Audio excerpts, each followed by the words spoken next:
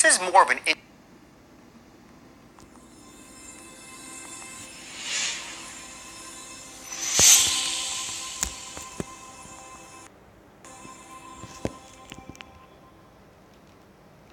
Hi, welcome back to Straight Line Persuasion.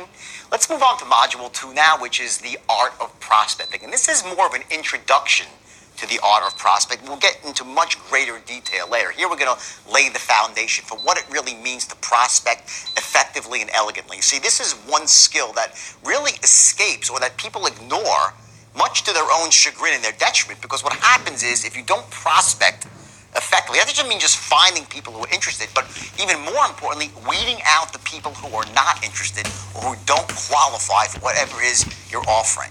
See, if you end up not prospecting effectively, number one, you're going to be desperate for people to speak to, so you'll have this sort of uncertainty in your tone, knowing that each person matters so much.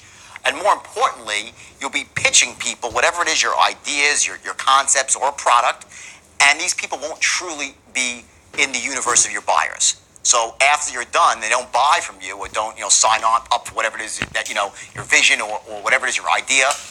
You'll start saying, geez, do I sound bad? Am I doing something wrong? When in fact, you're doing nothing wrong.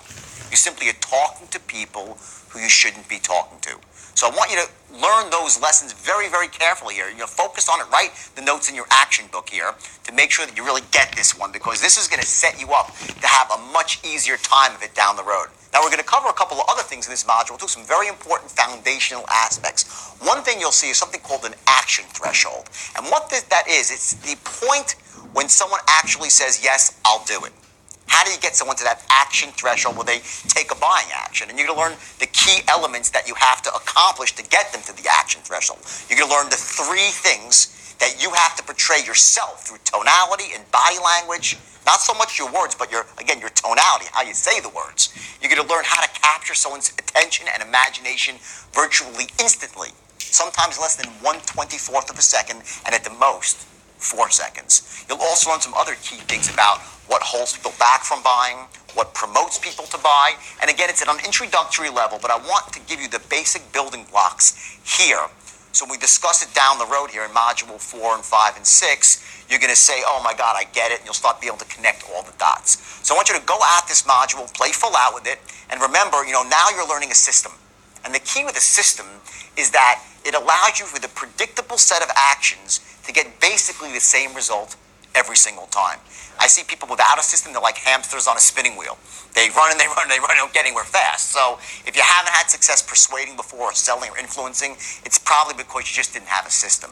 This is the most powerful and most effective system for persuading people that was ever invented. And, it wasn't just my work, just so you know. I had the straight line persuasion, which was my initial core, but I went through my own period where I literally went out and read every book, bought every DVD, listened to every single tape, and I really gleaned from the best and brightest minds in sales and influence, and I adopted that as part of my system, because that's what people do. They want to be successful, you model.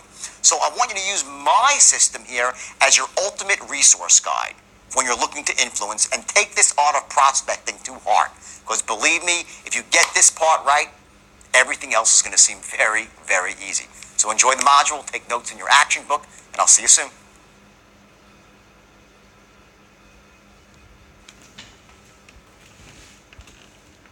So let's talk now about sales. Let's start getting right into it with prospecting, okay? This is the first step to it. The first thing you have to realize when you're a prospector, okay, you're not trying to turn crap into gold. The biggest mistake salespeople make is they try to turn non-buyers into buyers, okay? Just look at it like this. As a prospector, they call prospecting like a gold prospector, right? When you see a guy in the movies and he's prospecting gold and he's got a pan, right? And he's in the water and he's throwing it through the water, right? Is he trying to turn the water into gold? He's going through gallons and gallons and hundreds and thousands of gallons of water looking for one nugget. You get that? You're not looking to take the water and make the water into gold. You're looking for the nugget. That's what prospecting is. If you go out there and look for, let's say, a room of 100 people, okay? Let's talk of 100 people, okay? Okay? You have people that are ready. You have people that are still shopping. They're not actually ready to make a decision yet. Okay, You have people that are just curious, kicking the tires, and you have people that are dragged someplace and they're never going to buy. Let's go through this for a second. Watch the numbers here. In any given room, okay, you're going to have, let's say, 30 people out of 100. 30 people who are ready to buy. And it could be 20 people depending on your industry or what you're doing. But there's a certain X number of people that are actually in the market for your product and they know they need it. These are people that are at a point where they say, you know, I'm stressed out. They know they got to take action. That's your best buyer. They're not quite laydowns, but they're pretty close. They know they want to buy. The next group are those that are still shopping, right? But they're motivated. They say, hey, you know, let's say it's a car, for instance. They walk in, they want to buy a new car. You know they can wait a little bit, but they got to make the decision sooner or later, okay? That's this group here. Let's say this is 30 people too. Next are the people that are just curious, the looky-loos, okay? They're kicking the tires. They have apathy about it. Like, I could buy today, I could buy tomorrow. One of these days I'll get around to it. That's your next group, right? And let's say those are 30 people too. Lastly, okay, last group, you have 10 people here that were dragged and that will never buy from you, okay? Now, depending on the situation, okay, what business that you're in, let's say you're in, for instance, credit repair. I know some of you are in credit repair. Who's in credit repair here? Great, you got a couple. Perfect. Let's say you're in credit repair, right? And you're giving a seminar. And you're in a seminar room and you're trying to get 50 people in a room and you're trying to figure out, who are the buyers in the room. In any given room like that, you're going to find 10 people that will never buy. They would just drag there. Maybe their credit's not that bad. They have no need for your product, or it's bad, but they don't care. They're past the point where they even give a shit about it. Okay? That's the lowest group here. Okay? They don't care. Next up, the 30 people who are curious. Okay? They're not very good buyers, these people. They're there, but they're like, I don't know. I don't really care about my credit. Maybe I'll do it one day, maybe I won't. Okay? These people, again, not good. Okay?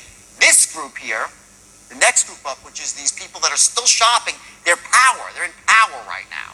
Okay? They're going to go out, they're going to get their credit fixed somewhere, somehow. They're going to do it, but maybe not today.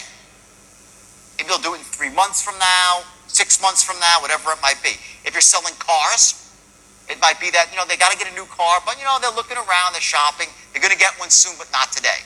That's this group right here, okay? Good group. And lastly, you have the group on top, which are ready right now, and they're stressed out about it. These are the people that know they have to make a decision quickly.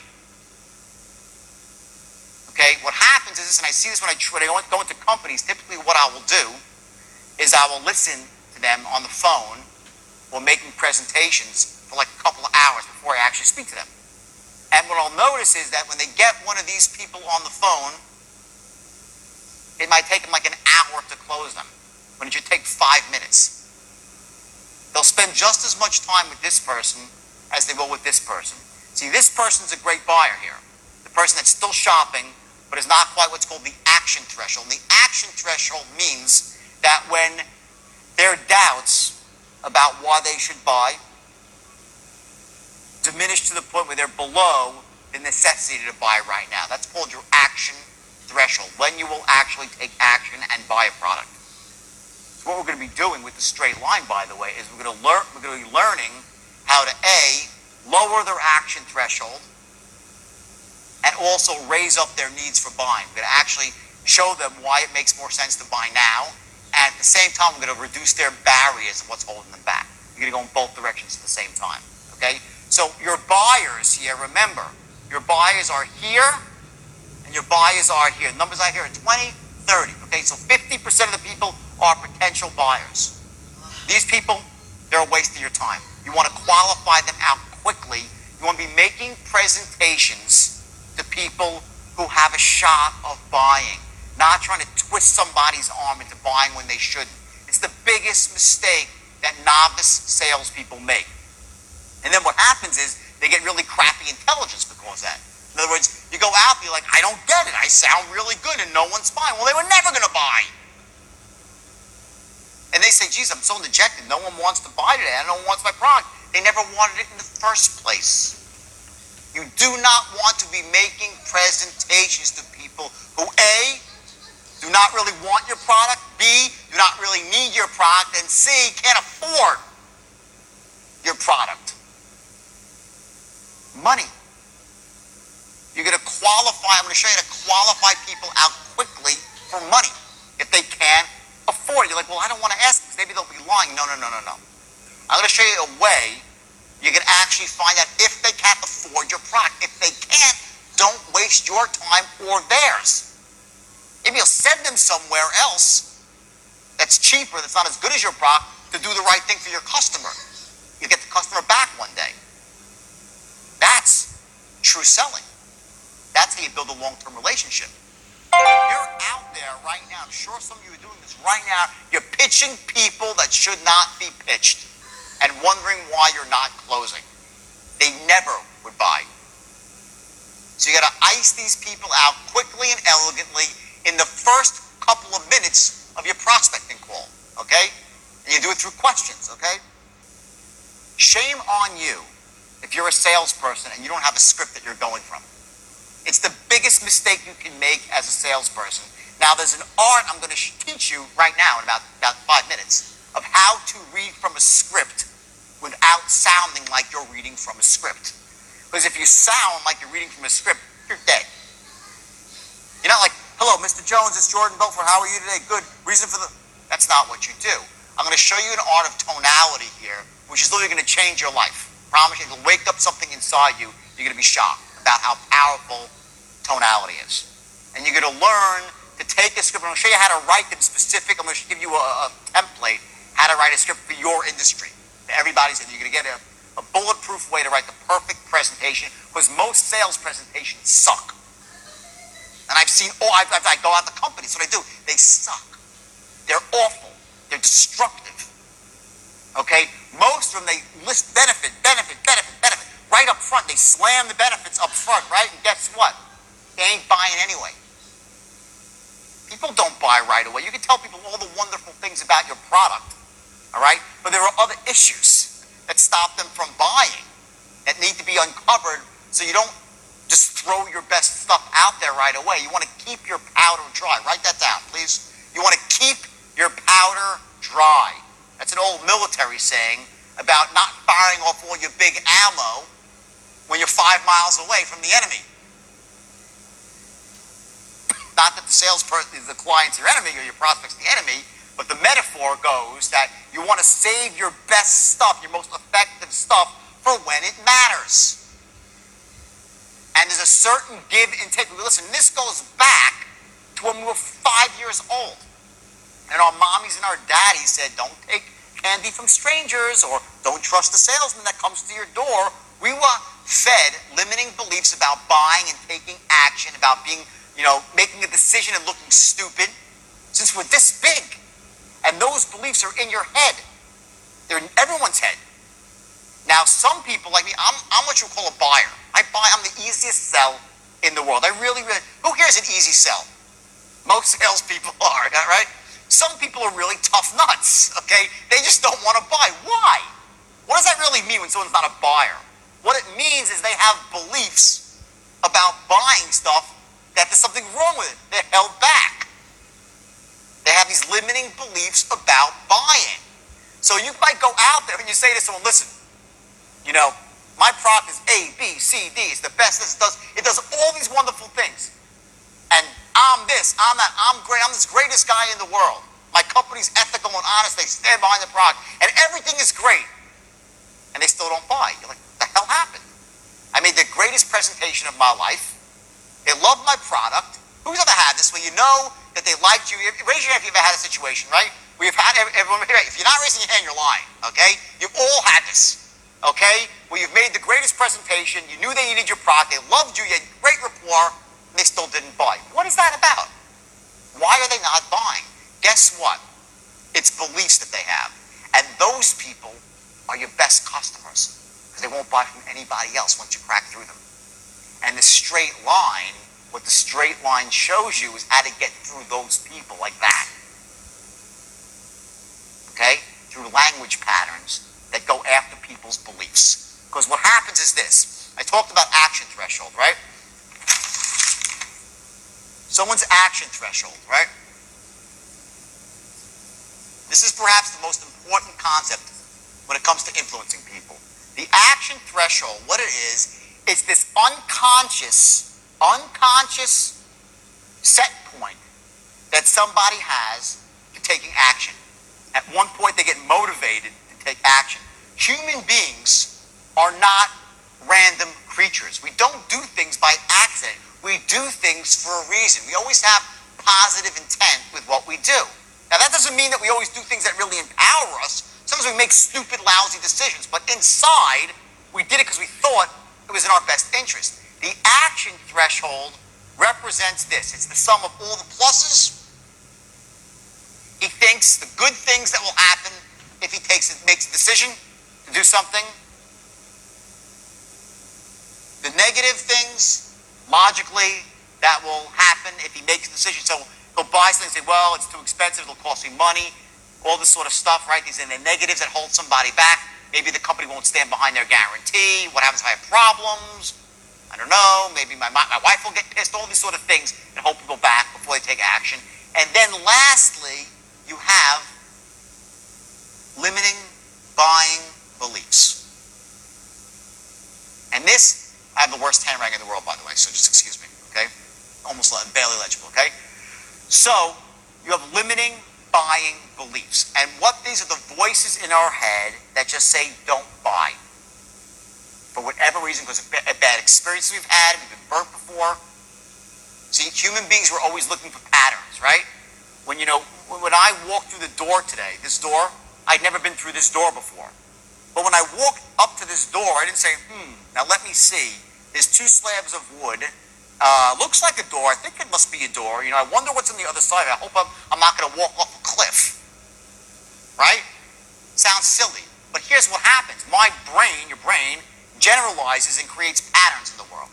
So I walked into it and said, it looks like a door. It must be a door, so I know it's safe on the other side of the door. And I walked through. If you don't think that every time that you're talking to someone and presenting them with an idea, they're doing exactly that, you're kidding yourself. You're kidding yourself. Every time you're trying to close someone, they're running that equation. They just don't realize it. They're running movies out. They're running videos in their head. Here's what happens if I make the decision to say yes, and here's what happens if I don't. Which one causes more pain? Which one gives me more pleasure? That's what's the heart of selling, is to get someone to a point so when they say yes, what's happened is, imagine a scale, right? You have a fulcrum in the middle, right? This is a scale, the worst artist in the world. This is your scale right here, okay? All the pluses are over here, all the minuses are over here, okay? And then what you have is the invisible force, which are the beliefs about buying. Now, if the person has lots of limiting beliefs about buying, this side of the scale, the negative side, this is the negative side here, is going to be a lot heavier. It's going to go down, okay? If the person has really generally good beliefs about buying, like I do, some of you do, they're easy to close because all it takes is a little bit and the scale drops. When you're going through the straight line from open to close, what you're doing is this. It's very, very simple. As you're moving towards one, you're knocking out negatives, building up positives, and changing their beliefs about buying, all at the same time without them even knowing it. But only, please again, only do this ethically. Okay, do not do this unethically. Okay, because I know that can sound like, it's very, and it's sneaky and subversive if you do it the wrong way. But if you do that with people, and they really ought to be buying, are you doing them a service, yes or no? Yes, you are. So if you run this pattern, a straight line pattern on somebody, with any product at all, and what you've done is you've built up all the positive, you wiped out their negatives, they've admitted to themselves, they've said it to you, yeah, it's the greatest thing in the world, oh my God, there's no reason to buy, yes, I love you, I trust your company, and you've done all this stuff, and they've actually admitted to themselves, you get them to admit it themselves. Why wouldn't they buy? They're in a box. And what happens, then you run certain tonal patterns, and they close, and they start buying. You will close with a straight line anybody who is closable. You will close anybody who is closable. That is your goal, not 1% less with straight line to close any human being that can be closed. And I urge you again, one more time I'll say it, do never close somebody who shouldn't be closed. Only do with people that need and can be benefited by your product. Then you can run this pattern on them. Okay? Then you're doing them a service. And afterwards they'll say, thank you, thank you, thank you. You'll get massive referrals from these people once you run this pattern. And you're only going to do it to empower people. Okay? Now, next slide here. Okay, the funnel.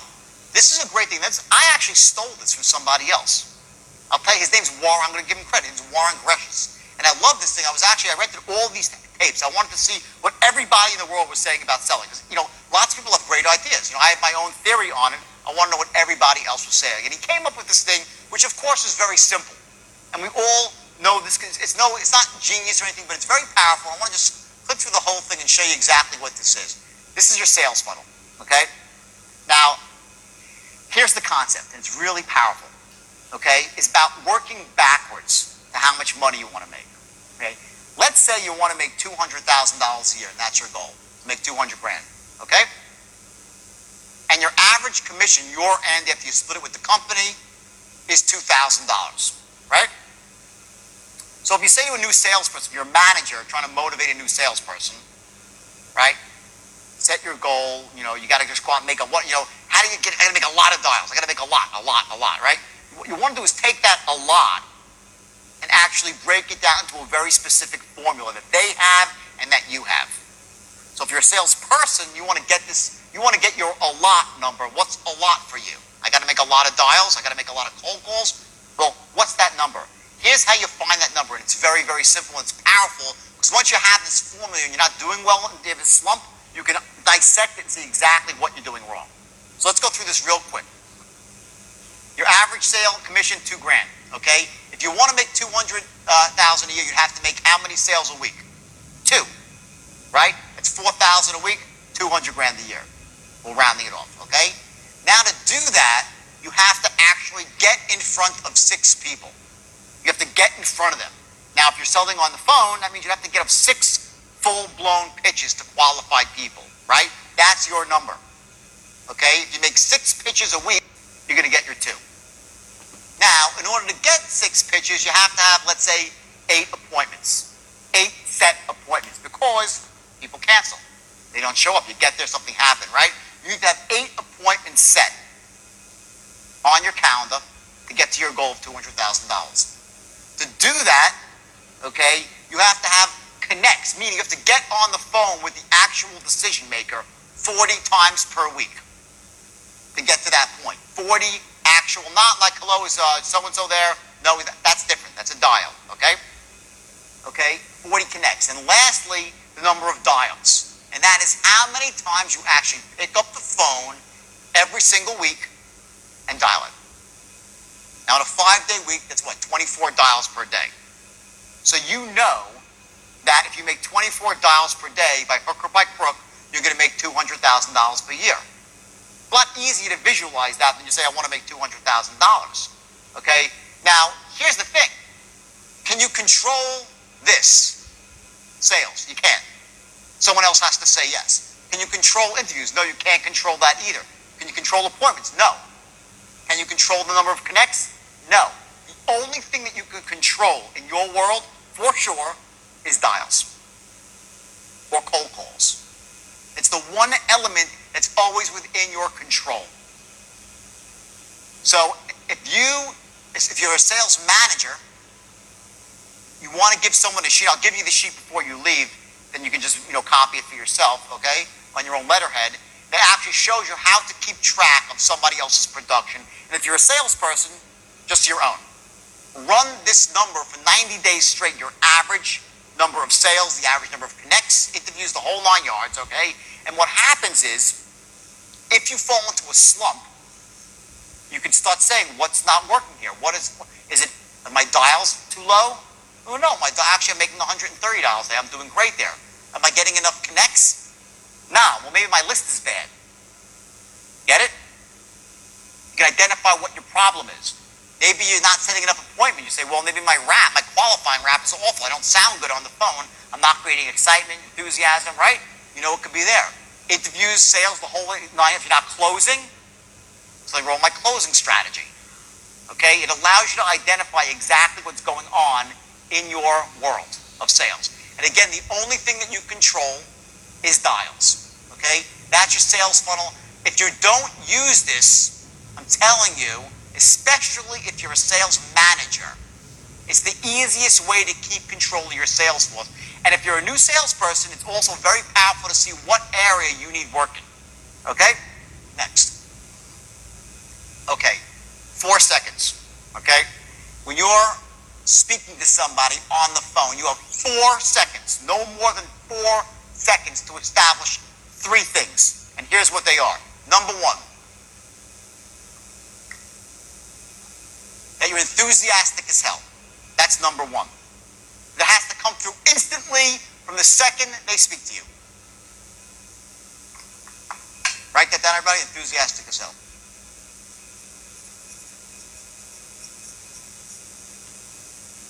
Number 2, that you're sharp as a tack.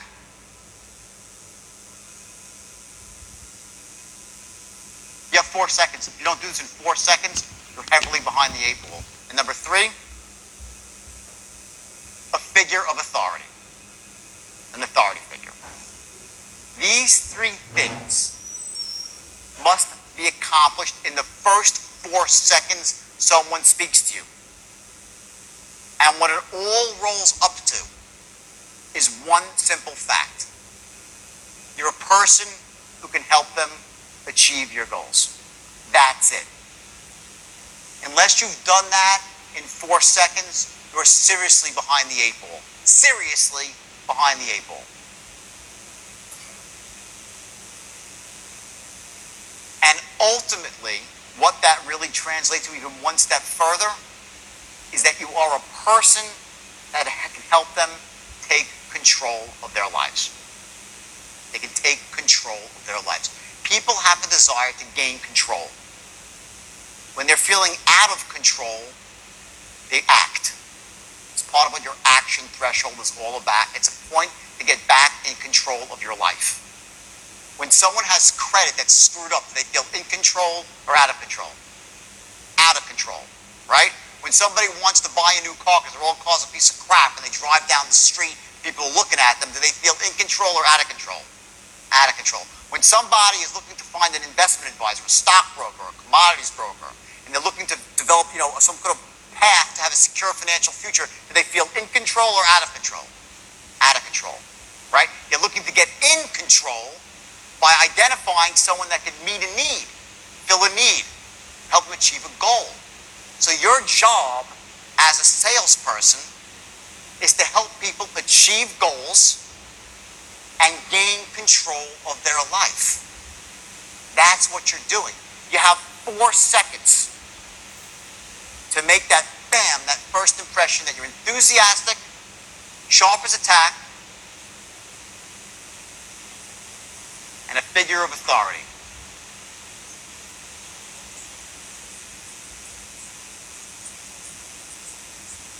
A figure of authority.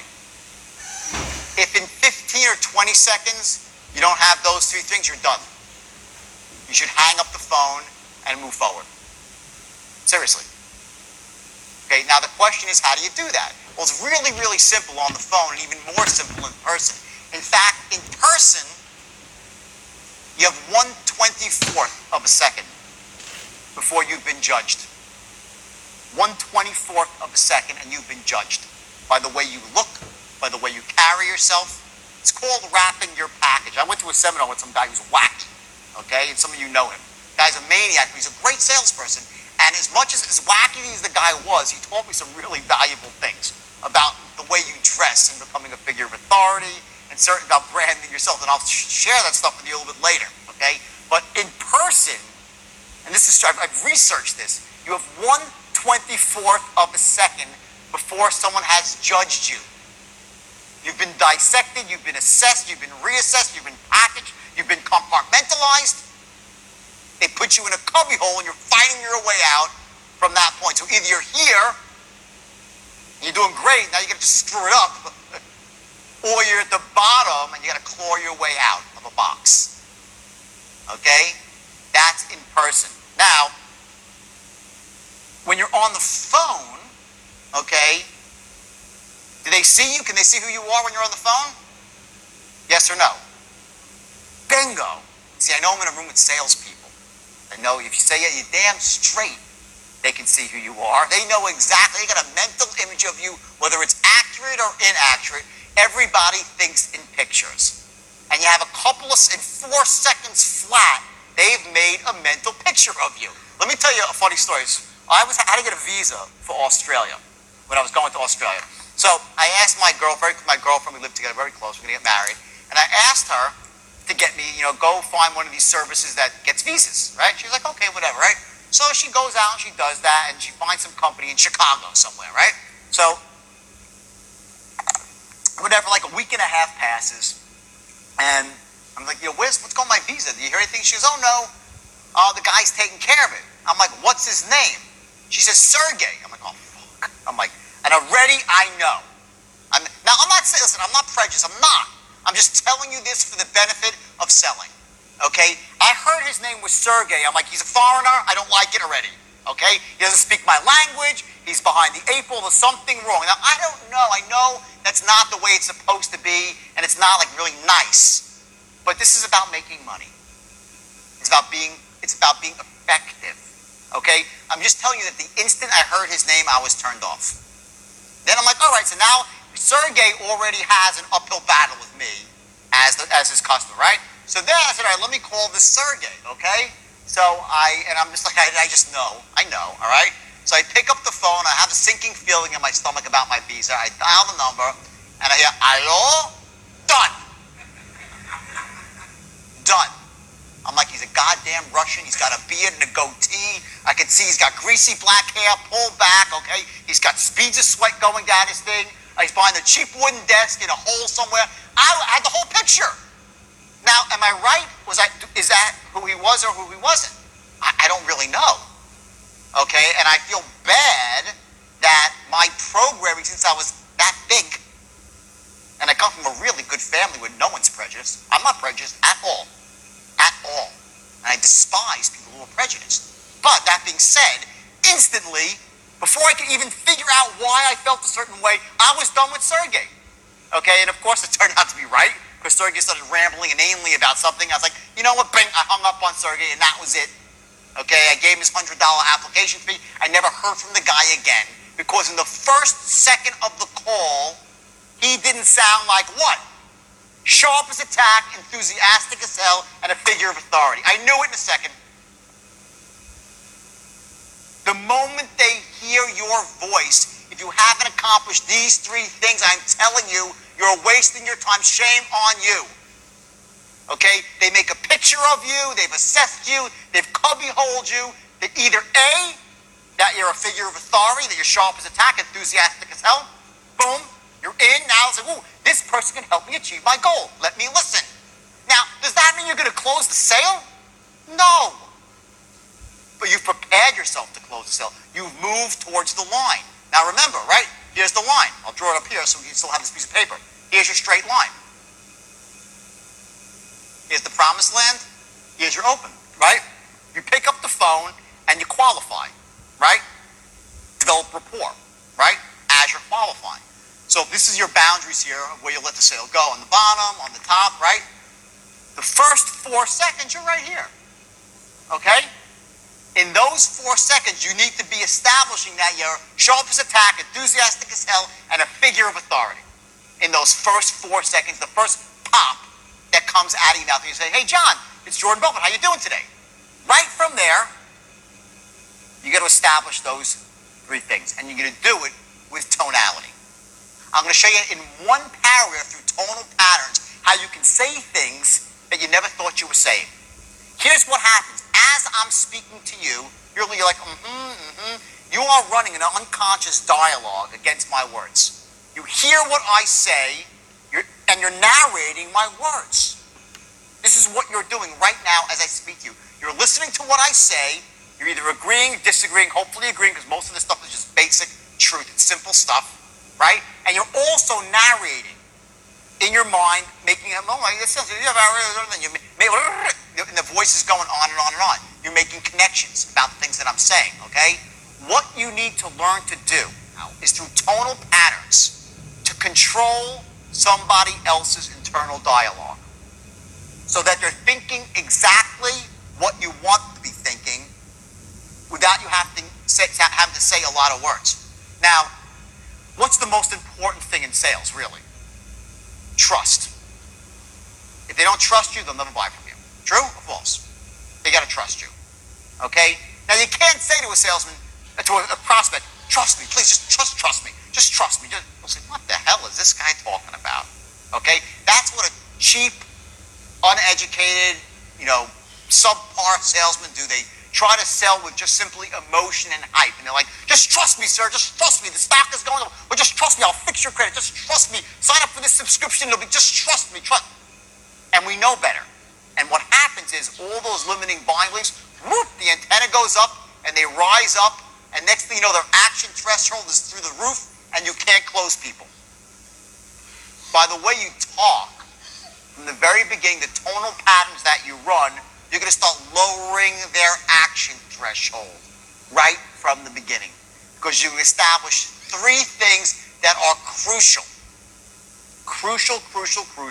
to closing a sale. And number one, that the person that they're dealing with, you, are A, sharp as a tack, B, enthusiastic as hell. Now let me just dissect this for 1 second. Why would they want to do business with somebody who's sharp as a tack? Okay? Well, because if it's about achieving their goals, who do you want working on your problem? The moron or the person who's sharp? Hello? They'll say, oh, if I come off too sharp, they're going to think I'm a sharpie. No, they want to do business with the one who's sharp. Don't kid yourself. They want to do business with the expert, the top guy, the top girl, top dog in the field. If they don't think you're sharp as a tack, you're wasting their time. Next, are you enthusiastic? Yeah. What does that mean? He must have something really, really great to offer me. That's why he's so enthusiastic. If you're not enthusiastic, what is it saying? My product sucks. My life sucks. I'm not a winner. The state that you're in, the emotional state, whether you're in a positive, pumped up, empowered state, which is a state of certainty and clarity, which is great for sales. Write this down. Certainty, clarity, and conviction. And you can add a couple more C's. Confidence, courage. Those are the most empowering states to be in as a salesperson. The most disempowering state is confusion, uncertainty, overwhelm, boredom. Those states will kill a salesperson. But these three things, okay, they have to be established instantly or you're behind the eight ball. And why should you be a figure of authority? This is perhaps the most important one. To become authority figure to somebody, to become the foremost expert, cuts into three things. Number one, we were taught since we're this big to simply to listen to people who are in authority. People wear uniforms, policemen, firemen, security guards, okay? Many of them are not, licensed police officers yet. You put a badge on and a uniform, okay? And we just say, we do what they say, go here, we go there. We go left, we go left, right? That's what happens when we're with figures of authority. We listen to them and we follow. You want your customer, your prospect, to perceive you instantly as a figure of authority, so they will start moving towards your way of thinking. If you come off as a novice and not an authority figure, they're like, great, let me speak to someone in charge. That's what they're thinking. Great, sounds good.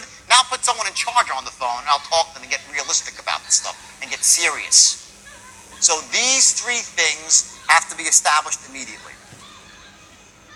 So how do you enjoy Module 2? I bet you did.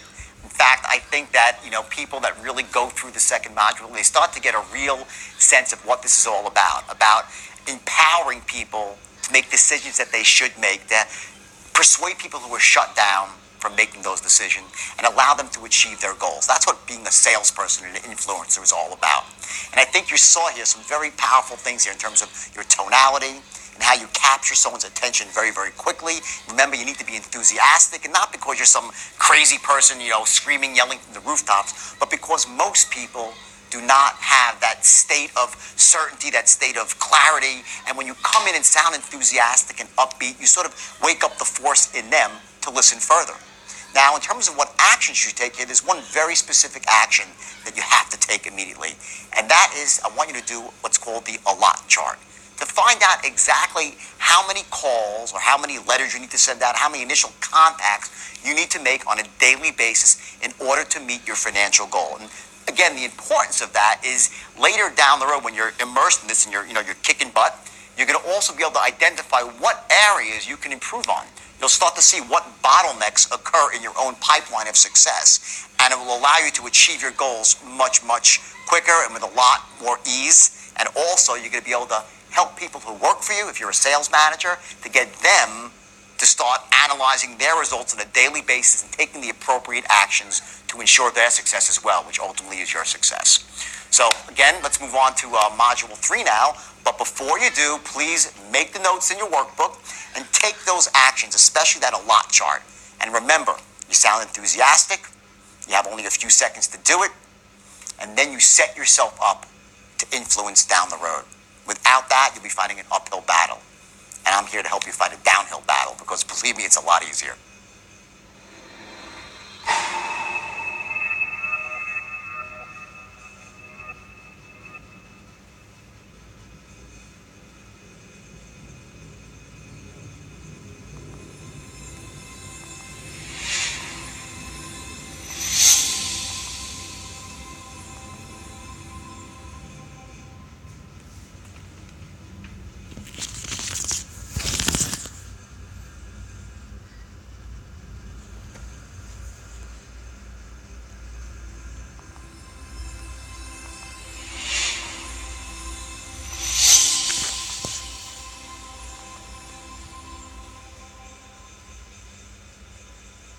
Hi, welcome back to Straight Line Persuasion, to Module 3, Tonality. And this is where the journey really begins here, because tonality, if anything, is the most important thing that you can learn to master when it comes to influencing and persuading another human being. See, I look at it as this, almost the hidden language of influence. You say a few words, but attached to those words, based on your tonality, is a much more powerful meaning that registers with someone on an emotional, not a logical, an emotional basis. So what you're going to learn here, in fact, are 29 different tonal patterns. And you're saying, 29, how could I learn that? Don't worry about it. You'll learn to master this very, very easily. It'll become second nature to you. You'll become unconsciously confident. And I've been through this, thousands of times, as I said before. And the tonality aspect, while it's the easiest to master, it is the most powerful tool you can ever learn as an influencer. So again, I want you to make sure you take specific actions here as you're watching. Write in your workbook, make those notes, and make sure you play full out with this module. And you're going to see here, as I go through it, how in a script, and we always have a script, by the way, even if it's not in front of us, if you're in person, the script is in your head. You're going to learn how, in the first few seconds, with a script in your head or on paper, using specific tonalities, you're going to establish those very powerful things, that you're an expert, that you're sharp as a tack, that you're enthusiastic as all hell, and most importantly, that you care. See, at the end of the day, people will do business with people they like and they know that care, not just someone with necessarily the best product. Now, of course, you want to have the best product too, but more importantly is to develop that unconscious connection, what we call rapport. But rapport is not about, talking about the price of tea in China if he mentions China. Rapport happens on an unconscious level through things like pacing and leading, which you'll learn about, things called matching and mirroring. These are the unconscious ways of developing rapport that actually set you up to close the sale, to influence somebody down the road. See, the tricks here, and almost they are tricks, by the way, but I don't mean it in a bad way. What they are is they're these little sort of unconscious triggers that bypass the logical mind and allow you to talk to someone directly to their heart. And at the end of the day, it's really the emotion that you create in somebody that truly closes the deal. The logical part has to be there too, and you'll see I'm a big believer in creating logical cases as well. But at the end of the day, people will buy based on emotion, and they'll justify with logic. It begins with tonality. It begins with your ability to create specific emotions in the prospect at specific times, and you'll learn what those times are. And most importantly, to develop that trust, that unconscious rapport, and to use the same tonal patterns, not just for the open, but for the close and every step in between. That's the bottom line. So remember, play full out here. I want you to take the workbook out if you haven't taken it out already, and go through this one with an eagle eye here, and also with your ears wide open. And you're going to practice your tonal patterns, and you will see this instantly. In fact, tomorrow, as soon as you go out there and use this, you will be absolutely shocked at the impact this has on your ability to persuade and influence. So go to it, and I'll see you soon.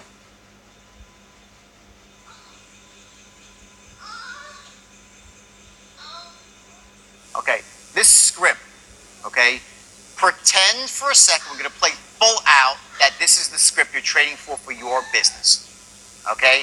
And it's a very simple script, okay? It says, hi, is John there?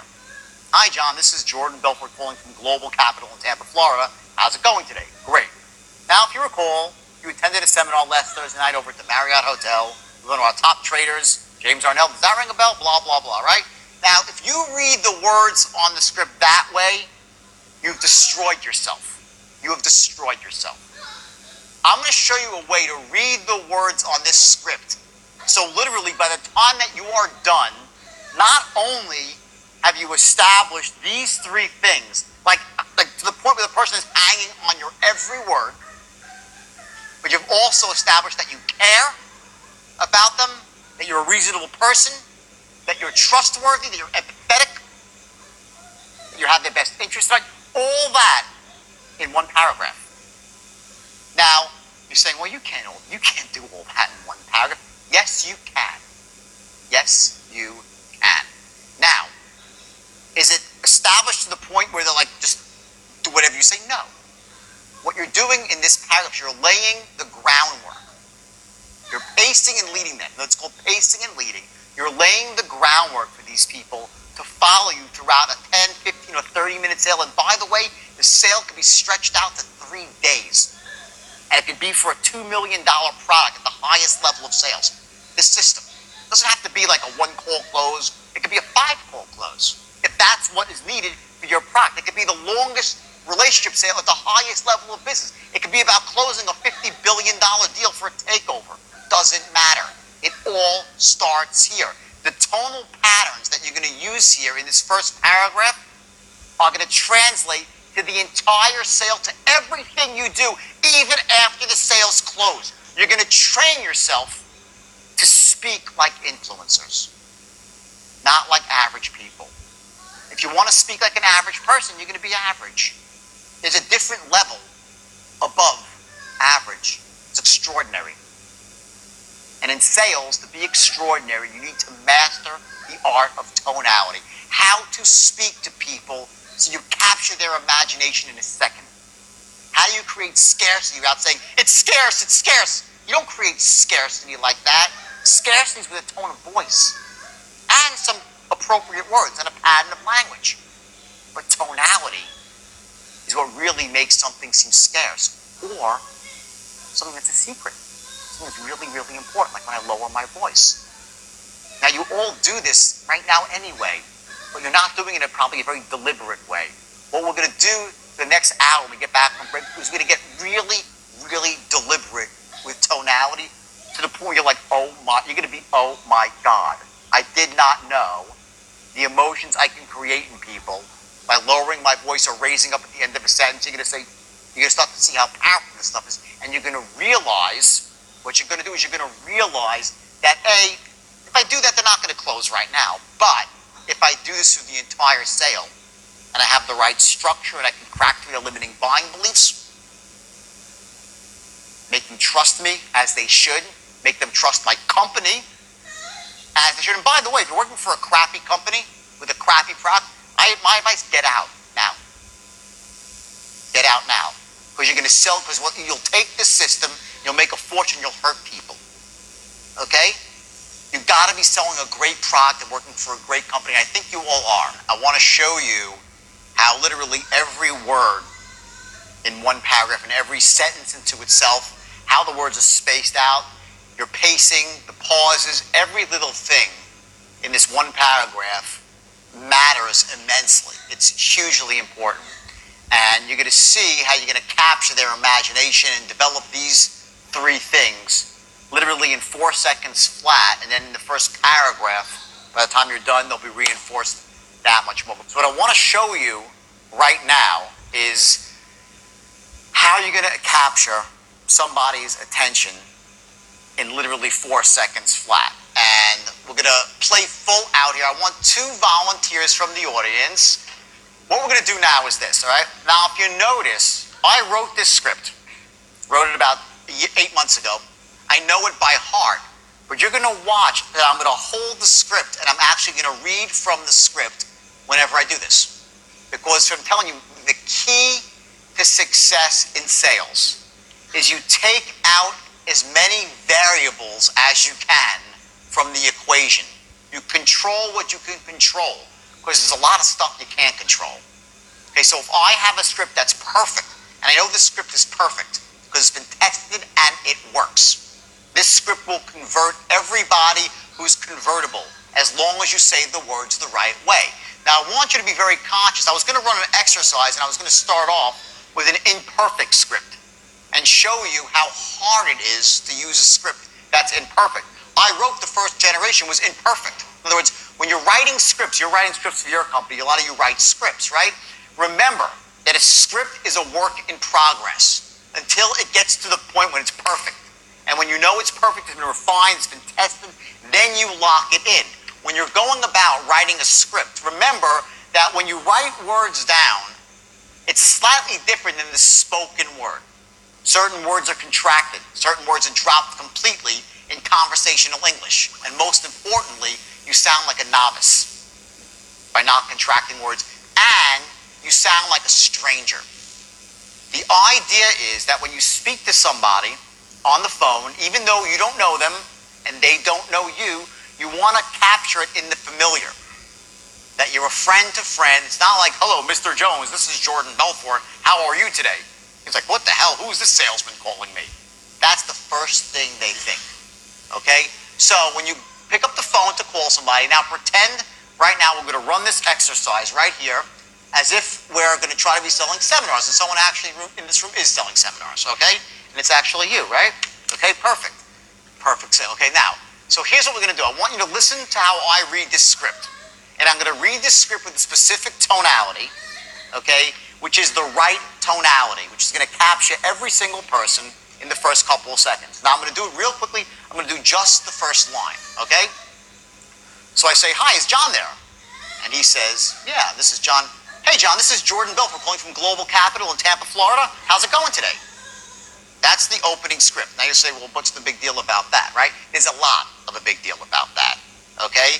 Because if you say it in a different way, you're going to lose maybe 10, 15, or 20% of a person's confidence, their focus, and their mind will start racing and going off in a different direction based on how you say these words. Now listen closely again, okay? And then I'm going to have them do it, and you're going to see the difference. Watch.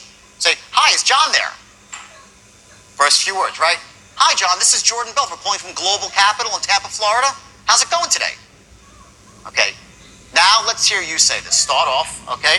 We'll say, hi, is John there? Hi, it's John here. Right here. Hi, John, this is Paul Bruce calling from Don't worry about it. It's fine. Keep going. from Global Capital in Tampa, Florida. How's it going today? Okay, no problem. Don't worry about the words. The words are easy to master. That's no big deal. It's not what I'm getting at here. The huge blunder that you made was like on the second word, though, okay? Now just watch. Okay, you say, hi, is John there? Hi, it's John here. Okay, hi, is John there? Which is better, his or mine? Mine. Not in the same league. 99% of the salespeople that are working for you, if you're a sales manager, okay, or you yourself, whether you're good or bad, you will not say the first 3 words the right way. And instantly he knows that you're Sergey. Don't kid yourself. It starts right here. You're going to capture with the first 3 words. Okay? The guy is going to know, boom, power.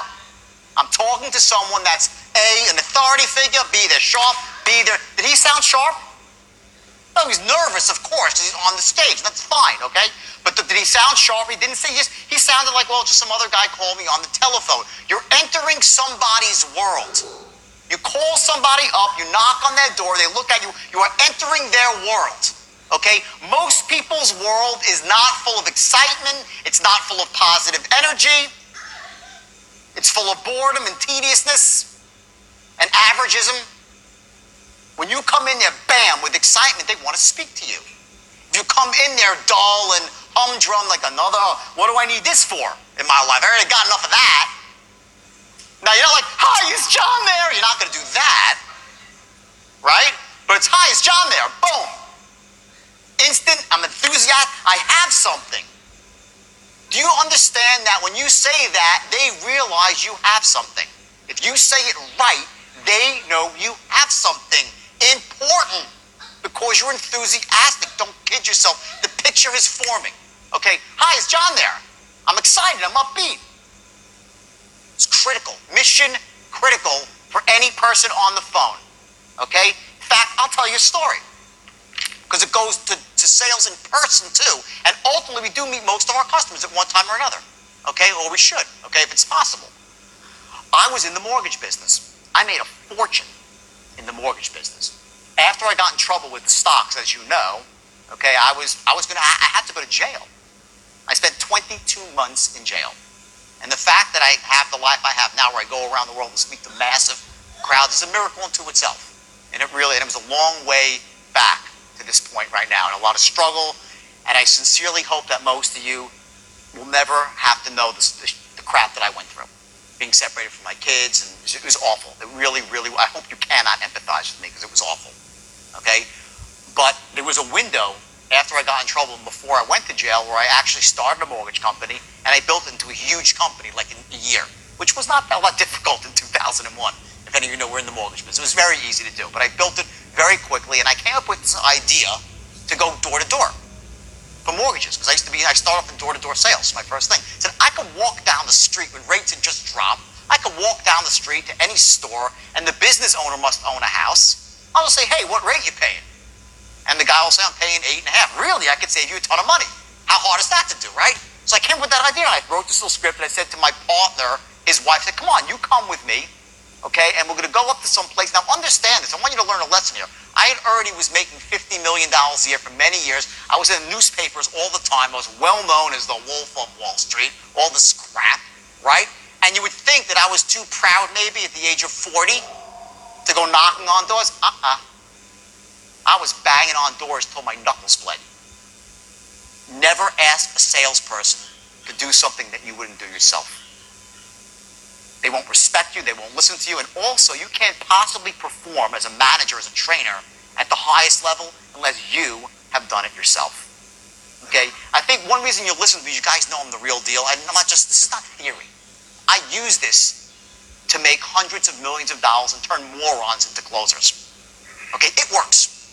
It works. Okay? So I took my partner's wife and said, listen, I gave her a quick training and said, I'm going to go down the right side of the street and you go down the left side of the street.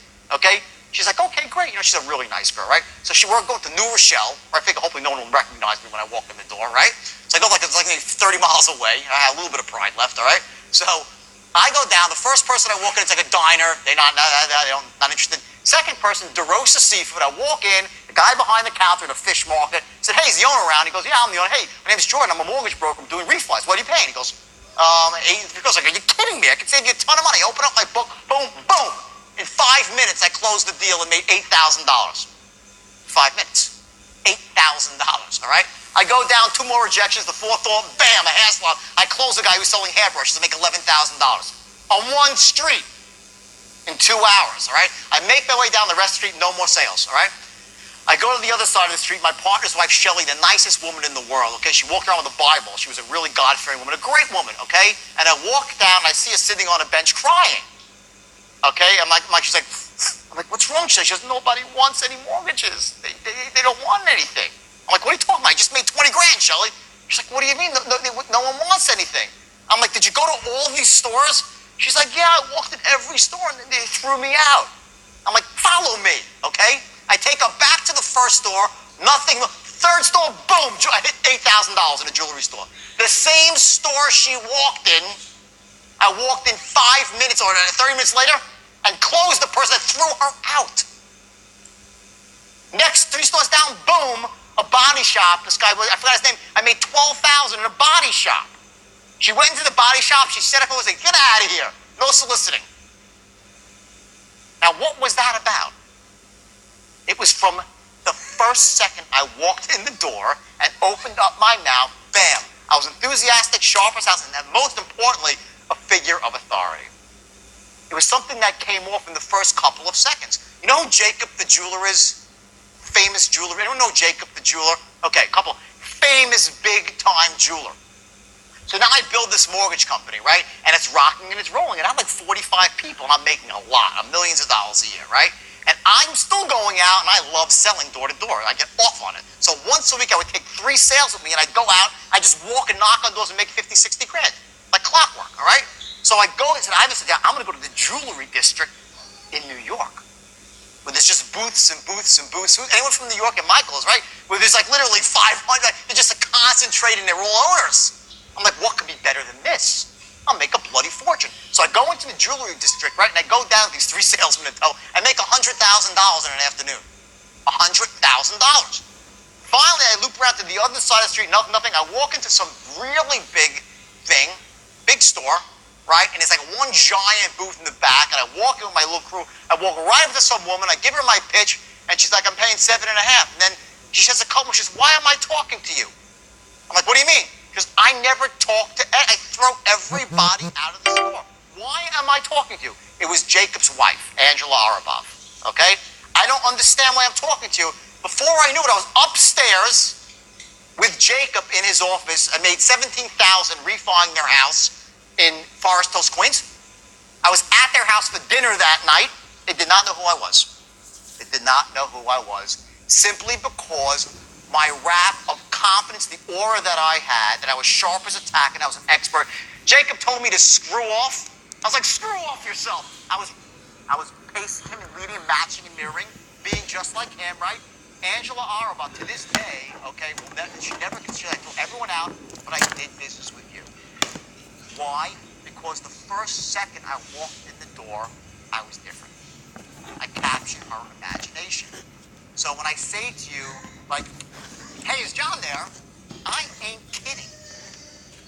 Okay, if you are a salesperson and you're hammering away, you got people on the phone, a big crew of people, just that alone will increase you up this much. Now, you're going to close sales, but no. But this is called the art of, ready for this? This is a great lesson. This is called, okay, this is called the art, I can't write. The art, I'm an author too. The art of not blowing it. That's what this is. Here's the mistake so many people make, okay? If this is your straight line, okay, and you're qualifying over here, and then you're presenting here, and you're closing here, right? Okay, the mistake people make is they think the sale starts here. When they start presenting, the sale starts the moment you pick up your phone. You're closing with your tone. You're closing by establishing the 3 magic bullets. That I am what? That's number 1, sharp as a tack. 2, what? Enthusiastic as hell. I can't write, you see this? Enthusiastic as hell. B, I am a force to be reckoned with. An authority figure. An expert in my field. That's how I got upstairs to Jacob's office. That's how I made $3 million a year from a dead stop after the government had taken all my money, and deservedly so. Because I had a company, let me tell you something, I invented the straight line out of frustration of trying to take 19-year-old kids with little education and make them into killers who could talk to the wealthiest men and women in America and extract money from them. Not $5,000, millions. call people all across the country, and they would send us, one guy would send us $4 million. $4 million for a stock he never heard of, to a brokerage firm he never heard of, to a salesman who usually still had pimples on his face from acne. It sent in millions and millions. I raised, I think, like $3 billion in my heyday, all because of the straight line. All because of the straight line, and it started off with the first word. Now, the mistake I made, here's the thing, 95% of what I did in business was strictly legitimate. Legit, all legit. I was raising money for companies. Steve Madden Shoes, I'm sure you know that company, right? It's my company. Not only did I take it public, I owned it. 85% of Steve Madden Shoes was mine. Steve was a minority partner, 15%. He came to me looking for money for venture capital. You do venture capital over here, right? Came looking for venture capital. All right, I gave him $1 million. I said, he had one ugly shoe. It was the ugliest shoe I'd ever seen. It's called the Maryland, a big, chunky Western clog, right? He goes, I got the shoe. I'm like, I don't care about the goddamn shoe. How much you need? $1 million. I said, great. Give me 85% of your company. Here's $1 million. He's great. Steve was fresh out of rehab. Okay, sober for like 22 years now, Steve. Okay? Next day I turned around. I sold off 30% of my stake for $1 million. Get the picture? I was in for free. I owned 55% of Steve Madden Shoes. It was a startup. The company now is worth over $1 billion, not million, $1 billion from that little tiny investment. That was the business that I was in. I was in venture capital. I raised money using the straight line. All legal, perfectly legal, nothing wrong with it. Sales tactics, a lot of pressure, more than there should have been. Not legal, not legal. High pressure, not ethical, not illegal. The mistake that I made is that the straight line was so powerful and raised so much money that I could not keep up with the onslaught of buying coming in from around the world. Well, not just U.S., all over. They kept coming in and coming in. If I was smart, I would have slowed down my business and not hired as many salespeople, and I would have made less money up front. And they're worth like $5 billion right now. But instead, I took as much as I could get buying and just putting more product out there. And you know what? I started putting crap out there. The manufacturing couldn't keep up with sales. Stocks started to go up artificially. That's how I got in trouble. And I was manipulating stocks. Just like that. I did not start off wanting to do that. What I'm saying is, the reason I'm telling you this story, a lot of you, especially who own companies here, you're going to notice that you're going to put this stuff in place and your business is going to soar. They're going to soar quickly. Like, you'll see, boom. Just don't let it go out of control. You need to have the other side of the equation. If it's loan mods or credit repair, okay, you got to be delivering the service that you promise with the straight line. You can't deliver them crap, or else it's going to reverse on you and implode. You'll end up like I did, having to start over again. Thankfully, the skill set, the system, allows me to go out from a dead stop anywhere without, flush me down the toilet bowl. I get the license, right? I come back up with the plumber's license. That's what this does. It'll do it for you too. But learn from my mistakes, okay? You take this system, which is all powerful, and put it with the best product and the best price. Bam. You will have a life that you will not imagine. Let's go back to this real quick here, okay? Hi, is John there, okay? So he says that, hey, John, this is Jordan Belfort calling from Global Capital in Tampa, Florida. How's it going today? Okay, let me hear you say that. Hi, John. Hi, John. This is Paul from Global Capital in Florida. Okay, stop. He said, this is Global Capital in Tampa, Florida, right? Watch this, okay? And huge mistake. Forget that he's stumbling on the words. That's irrelevant. You fix that. You read it 10 times, he'll know the words. That's just because he's nervous. Don't even worry about it, okay? He said Global Capital in Tampa, Florida, right? So he says Global Capital, downbeat, in Tampa, Florida. Downbeat. That's called a declarative. Global Capital in Tampa, Florida. Right? And you know what he's saying? Who gives a shit? Really? Or he's saying, sorry, who gives a damn? Okay? Who gives a crap about Global Capital in Tampa, Florida? Because all you gave him was some information. So now you say Global Capital, let's hear it again. Say Global Capital in Tampa, Florida. Say it. Global Capital in Tampa, Florida. Perfect. Okay, let's declare it. Now watch this. Okay? Now I'm going to do what's called infer a micro-agreement, okay, by raising up my voice at the end. Watch this. Hi, John. This is Jordan Belfort calling from Global Capital in Tampa, Florida. Right? Look, Tampa, Florida. Tampa, Florida. When you raise your voice up like that, what you're doing is saying, right, you recall, don't you? This works every time. Okay? Global Capital, upbeat. When you raise your voice at the end of a word, his unconscious dialogue searches for, should I know this?